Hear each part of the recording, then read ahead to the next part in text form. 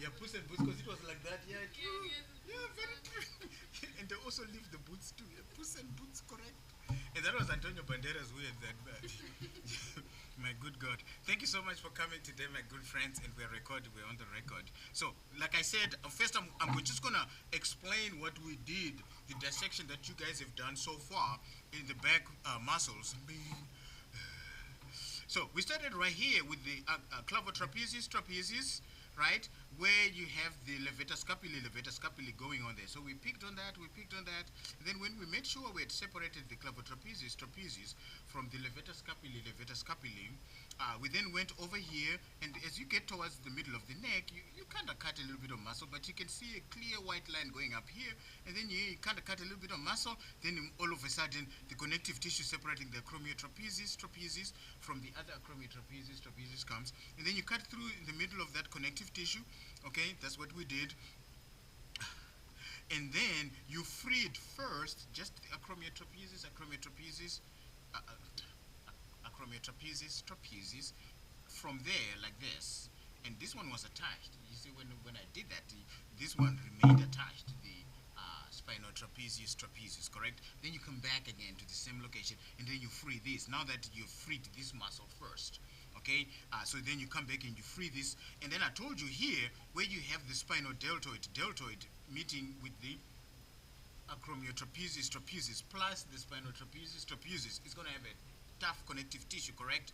Because you're getting three muscles right there. So you want to be very careful when you get to that corner to really make a nice cut. And then after that, when you free here, and then you start to free here,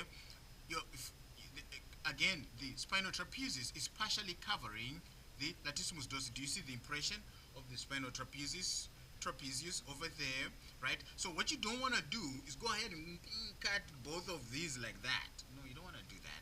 You want to peel this off nice and easy, and you can peel off the connective tissue. If the line is not there, peel off the connective tissue first so you can see it, and you start picking on it, and then come back here, and then go back there, and then you leave it attached in the middle, right? Then after that, so this is some of the stuff that was in your dissection skills exam, in terms of which one do you dissect first before you go to the next. And then once you flip this to like a page over there, then you have space to now do the latissimus dorsi. You can put your little finger in there, you do that, okay? And then once you do that, you're exposing a whole bunch of muscles here, like the rhomboid major here, and then, the supraspinatus,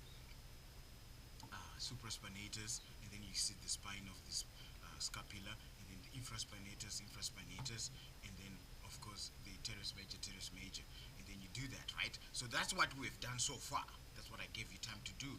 And then we also, after we did all that, from the shoulder downwards, it's the clavobrachialis or clavodeltoid, right? And then obviously there's this tough connective tissues where these muscles are separating from the clavotrapezius, and the clavodeltoid, right? So we peeled it off, and voila, we exposed the biceps brachii, and you'll see a picture like this when we start to review the exam photos today. You understand? Where you can see the crack in the middle and the two heads of the biceps brachii. Okay, so today what you're actually doing is clearing any connective tissue that may be covering this triceps brachii, lateral head, okay, so that you can see the clear line over here between the triceps brachii long head, and the triceps brachii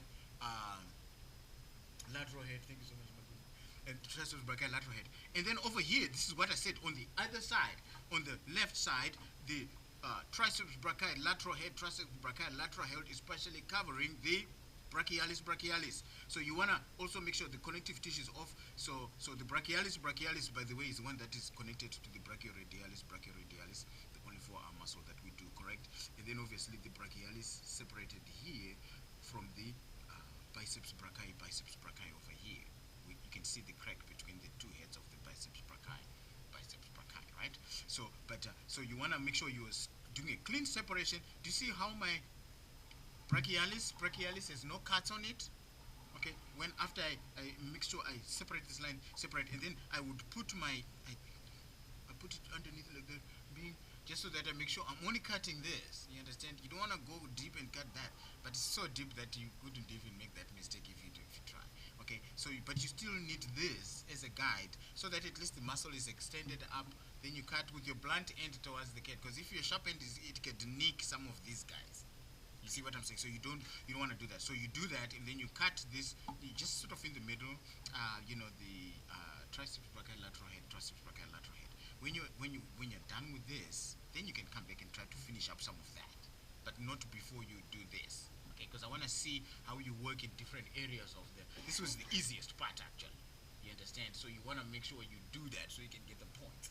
You know, because believe it or not, after that, I saw some people who kind of did this and they never even touched here. I was like, come on now, you can do that. You see what I'm saying, my good friends? Is that cool? All right, very good. Please.